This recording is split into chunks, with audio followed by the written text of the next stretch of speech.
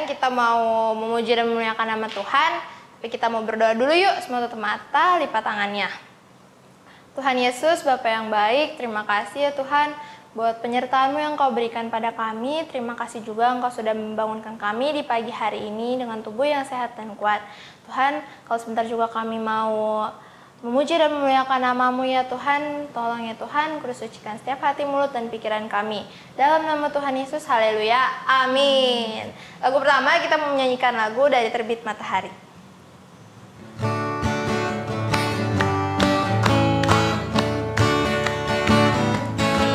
Dari terbit matahari sampai pada masuknya, biarlah nama Tuhan dipuji. Dari terbit matahari sampai pada masuknya, biarlah nama Tuhan dipuji. Dari terbit matahari, dari terbit matahari sampai pada masuknya, biarlah nama Tuhan dipuji. Dari terbit matahari sampai pada masuknya, biarlah nama Tuhan dipuji. Puji Tuhan, puji Tuhan. Dari terbit matahari sampai pada masuknya, biarlah nama Tuhan dipuji. Biarlah nama Tuhan dipuji. Selanjutnya kita menyanyikan lagu Hati yang Gembira Adalah Obat.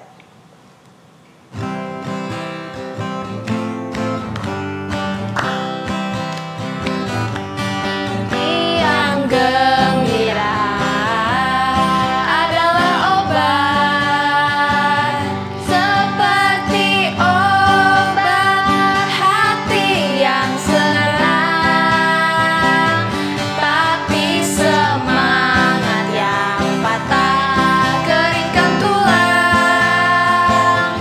Hati yang gembira, Tuhan senang. Hati yang gembira, hati yang gembira adalah obat, seperti obat hati yang senang. Tapi semangat yang patah keringkan tulang. Hati yang gembira, Tuhan senang. Sekali lagi, hati yang gembira adalah obat, seperti obat hati yang senang. Tapi semangat yang patah keringkan tulang. Hati yang gembira, Tuhan senang. Hati yang gembira, Tuhan senang. Hati yang gembira, Tuhan senang. Oke adik-adik, sebelum kita mendengarkan firman Tuhan, kita mau menyembah Dia dengan pujian berkat kemurahan-Mu. Semua lipat tangan, tutup matanya ya.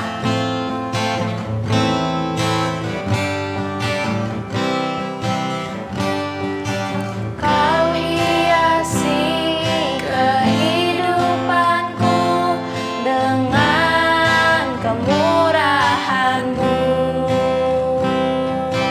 Kau rancangkan masa depan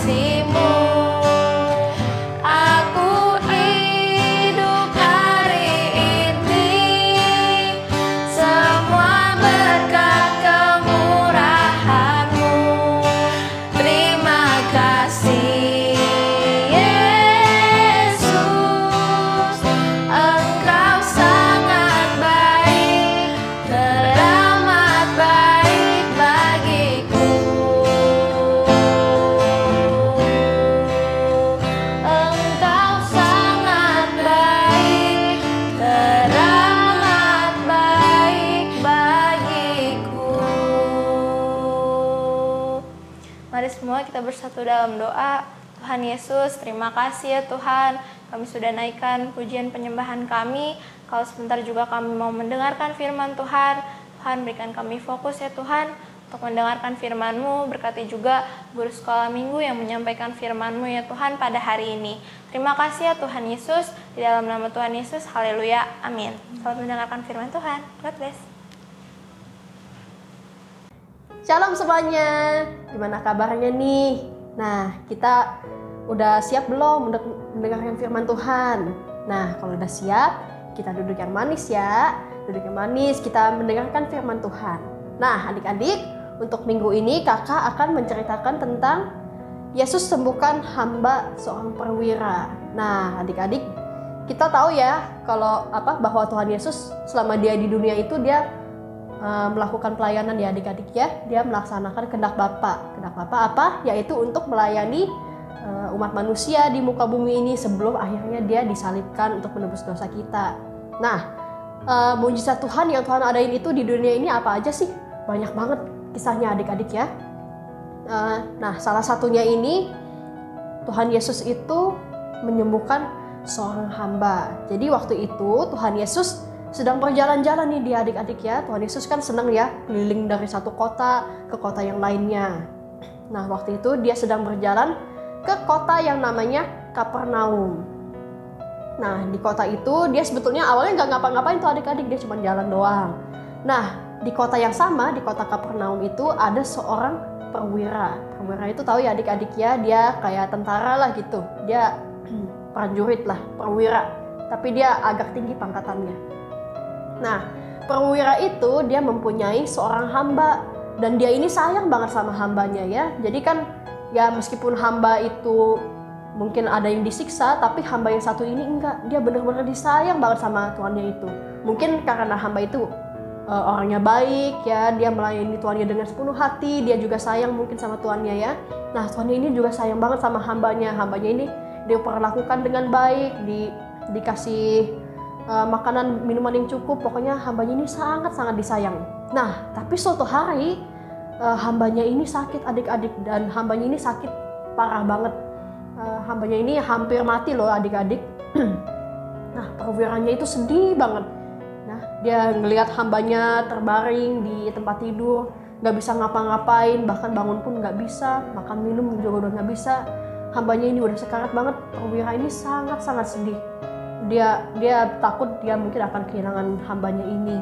Nah, tapi dia dengar kabar bahwa ada Tuhan Yesus yang lagi ada di kota itu adik-adik. Nah, dan perwira ini juga mendengar katanya Tuhan Yesus ini dia itu berkuasa, dia itu anak Allah, dia itu sanggup menyembuhkan penyakit, bahkan orang mati pun bisa dibangkitkan sama dia. Nah, perwira ini dia agak optimis. Terus dia suruhlah satu hambanya yang lain, coba kamu pergi ke menemui Tuhan Yesus ya, coba minta Tuhan Yesus untuk datang untuk sembuhkan hambaku yang sedang sakit ini, soalnya aku nggak mau kehilangan dia. Nah, akhirnya apa yang terjadi adik-adik? Hambanya yang satu ini yang disuruh sama dia, akhirnya dia pergi, akhirnya dia ketemu Tuhan Yesus ya. Nah, hambanya ini bilang, Tuhan Yesus, maukah engkau datang ke rumah Tuanku? Sebab Tuanku ini mempunyai seorang hamba dan hambanya ini sedang sakit keras. Nah, akhirnya Tuhan Yesus bilang apa? Oke, aku akan datang. Nah, dia bilang ya, oh ya, hambanya ini juga bilang, Tuanku ini sayang banget sama hambanya itu. Nah, terus dia bilang, iya layak engkau tolong Tuhan, karena dia mengasihi bangsa kita. Jadi perwira ini benar-benar mengabdi sama bangsa Israel di saat itu ya adik-adik ya. Pokoknya dia itu orang yang baik, dia orang yang benar. Dan akhirnya Tuhan Yesus pun bilang, oke, aku akan datang. Nah, akhirnya mereka sedang berjalan tuh. Tapi ketika dia sedang ada di jalan, si perwiranya itu mengutus satu orang lain. Nah, orang yang lain ini yang diutus sama perwira itu, dia bilang, Tuan, gak apa-apa deh, gak usah datang, sebab aku gak layak rasanya menerima engkau di rumahku. Jadi perwira ini setelah dia mengutus hambanya yang satu, dia berpikir dalam hati, aduh aku kayaknya nggak layak deh menerima seorang anak Allah, seorang Tuhan Yesus di rumahku. Mendingan saya utus hamba yang lain untuk bilang gak usah datang.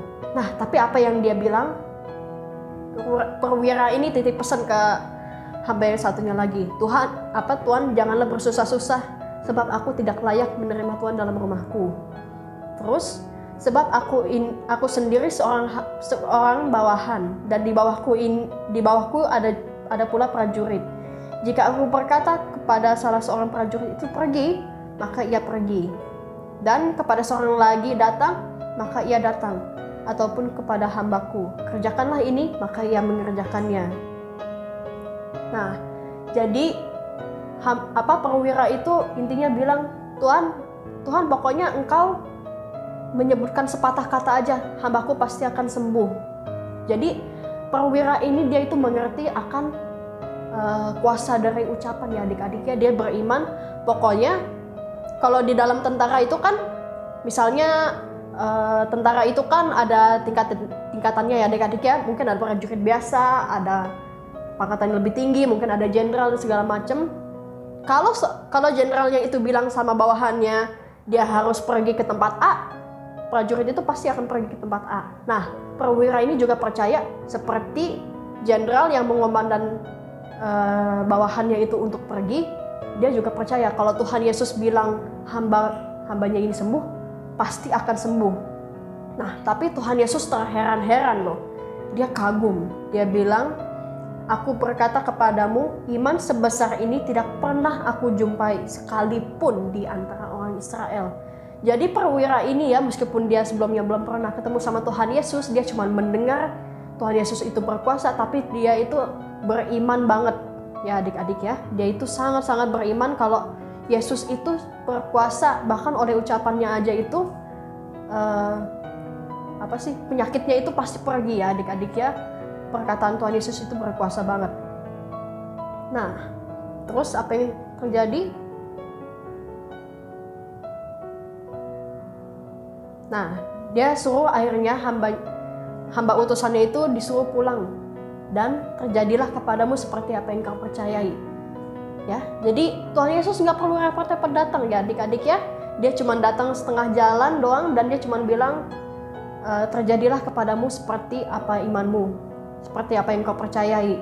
Dan apa yang terjadi adik-adik kita bisa lihat di Lukas 7 ayat 10. Dan setelah orang-orang yang disuruh itu kembali ke rumah, didapatinya lah hamba itu telah sehat kembali. Ya, jadi kita bisa lihat Tuhan Yesus itu dari kejauhan dia bisa perintahkan untuk hambanya ini sembuh dari penyakitnya dan langsung sembuh adik-adik. Itulah iman yang besar sekali dari perwira ini adik-adik ya. Nah, jadi dari sini kita bisa belajar kalau Tuhan Yesus itu tuh sangat berkuasa ya adik-adik ya. Dan kita sebagai anak-anaknya, kita pun bisa kok meminta tolong sama Tuhan Yesus asal kita beriman juga. Kita harus beriman kalau Tuhan Yesus itu berkuasa. Kalau Tuhan Yesus itu sanggup menaklukkan segala permasalahan kita. Tuhan Yesus nggak perlu repot-repot datang padahal. Ya, dia bisa langsung menyembuhkan orang sakit. Dia bisa langsung menyelesaikan semua masalah-masalah kita ya adik-adik ya. Nah, sekarang kan Tuhan Yesus ada di sorga. Tuhan Yesus mengutus Roh Kudus yang ada dalam kita. Kalau misalnya kita merasa susah, mungkin beriman, kita minta tolong sama Roh Kudus, kita berdoa, Roh Kudus telah mampukan saya untuk tetap beriman kepadamu, ya. Dan kita jangan lupa untuk kalau kita mempunyai masalah, jangan lupa kita harus tetap selalu berdoa kepada siapa? Kepada Tuhan Yesus. Oke, adik-adik ya. Nah, sampai situ aja firman Tuhannya. Sekarang kita mau buka ayat hafalan ya adik-adik ya. Kita buka di Yakobus 2